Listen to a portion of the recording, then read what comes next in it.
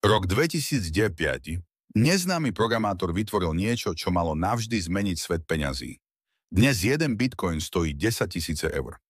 Ale čo je bitcoin skutočne?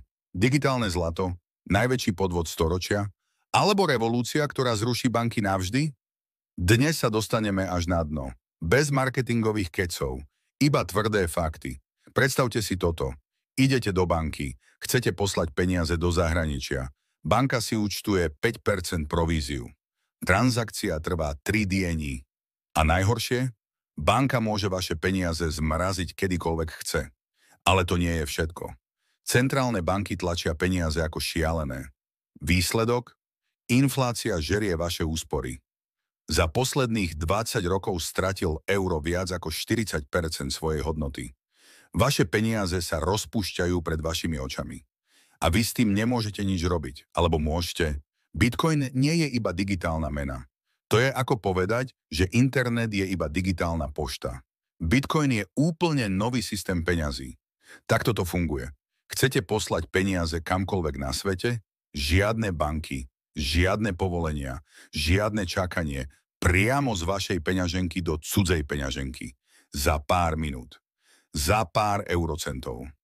Ale pozor, toto nie je iba technológia. Toto je filozofia.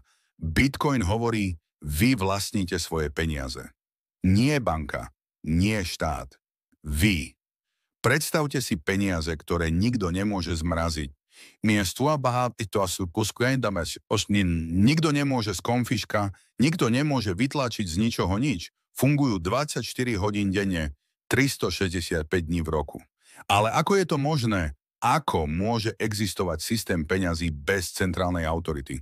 Tu prichádza na scénu blockchain. Blockchain. Počuli ste to slovo 1000-krát, ale čo to skutočne znamená? Predstavte si toto. Máte skupinu priateľov. A rozhodnete sa, že si budete navzájom požičiavať peniaze.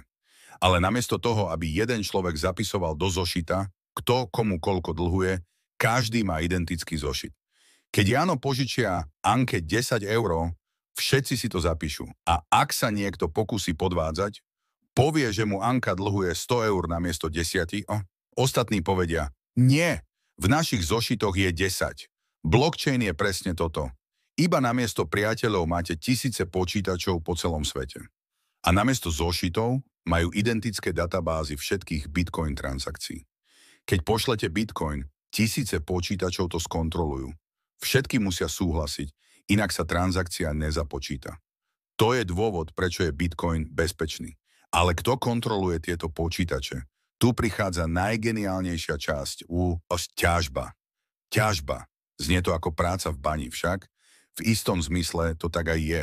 Bitcoin ťažiari sú ako účtovníci budúcnosti. Ich úloha overiť každú transakciu a zapísať ju do blockchainu. Ale prečo by to robili zadarmo? Preto to nerobia zadarmo. Za každý overený blok transakcií dostanú odmenu v bitcoinoch. Momentálne je to 625 bitcoinu každých 10 minút. Pri dnešnej cene to je viac ako 200 000 eur. Ale pozor, nie je to jednoduché. Ťažiari musia vyriešiť zložité matematické puzzle. A čím viac ťažiarov sa pokúša, tým ťažšie puzzle sa stávajú. Je to ako súťaž v hádzaní kockami?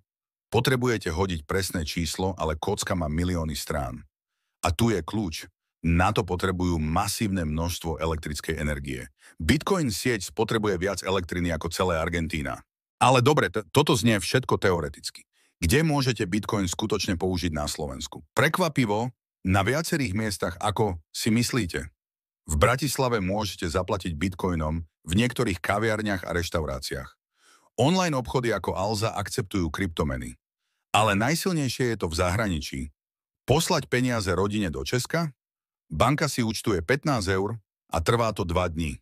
Bitcoin 50 centov a je to tam za 10 minút. A pre ľudí v krajinách s hyperinfláciou, ako Venezuela alebo Turecko, je Bitcoin často jediný spôsob, ako ochrániť svoje úspory pred rozpadajúcou sa menou. Teraz k veciam, o ktorých sa kryptofanatici neradi rozprávajú. Bitcoin má masívne problémy. Nevýhoda číslo 1. Volatilita. Bitcoin môže stúpnuť o 20% za deň, ale môže aj klesnúť o 30%. To nie sú peniaze, to je horská dráha. Nevýhoda číslo 2. Energia. Bitcoin sieť spotrebuje toľko elektriny ako malá krajina. To nie je udržateľné. Nevýhoda číslo 3. Regulácie. Vlády sa Bitcoinu boja. Čína ho zakázala. India uvažuje o zákaze. Ak ho zakáže Európskej únie, čo potom? Ale výhody sú obrovské. Výhoda číslo 1. Nezávislosť. Váš Bitcoin nikto nemôže zmraziť alebo skonfiška. To je skutočná finančná sloboda. Výhoda číslo 2. Inflácia. Aká inflácia? Bitcoin má fixný počet mincí 21 miliónov. Nikdy nebude viac. Zatiaľ, čo centrálne banky tlačia peniaze, Bitcoin sa stáva vzácnejším. Výhoda číslo 3. Globálnosť. Bitcoin nepozná hranice. Je to prvá skutočne globálna mena v histórii ľudstva. Takže čo bude s Bitcoinom ďalej? Tu sa dostávame do skutočne zaujímavých vecí. Pozrite sa na túto mapu. Čína zakázaný, India nejasný, USA postupne akceptovaný, El Salvador, oficiálna mena. Ale najväčšia zmena? Inštitucionálni investori. BlackRock, najväčšia investičná spoločnosť sveta, spustila Bitcoin ETF. To znamená, že dôchodkové fondy a banky môžu investovať do Bitcoinu. A tu je predpoveď, ktorá vás šokuje. Do roku 2030 bude Bitcoin buď na nule, alebo na 1 000 000 eur za kus. Stredná cesta neexistuje. Prečo? Lebo buď ho štáty zničia reguláciami, alebo sa stane novým globálnym štandardom. Tretia možnosť nie je. Takže zhrňme si to. Bitcoin nie je iba investícia. Je to filozofický experiment. Otázka znie, chceme finančný systém kontrolovaný bankami a vládami, alebo chceme kontrolovať svoje peniaze sami? Môže Bitcoin zlyhať? Áno. Môže zmeniť svet? Tiež áno. A teraz k vám. Používate už Bitcoin? Alebo sa ho bojíte? Napíšte do komentárov. A ak ste sa niečo nové dozvedeli, dajte like a odoberajte kanál. Budúci týždeň rozoberieme Ethereum, druhú najväčšiu kryptomenu. A verte mi, tam sa veci stávajú ešte zaujímavejšími. Vidíme sa. A než sa rozlúčime, poďme si rozbiť najväčšie mýty o Bitcoine. Mýtus číslo 1. Bitcoin používajú iba zločinci. Realita? Menej ako 1% Bitcoin transakcií je spojených s nelegálnou aktivitou. Porovnajte to s hotovosťou. Tam je to 15-20%. Mýtus číslo 2. Bitcoin je príliš komplikovaný. Realita? Poslať Bitcoin je jednoduchšie ako e-mail. Naskenujete QR kód, zadáte sumu, stlačíte odoslať. Hotovo. Mýtus číslo 3. Bitcoin je bublina, ktorá praskne. Realita? Už praskla viac ako 400 krát za posledných 12 rokov. A stále tu je.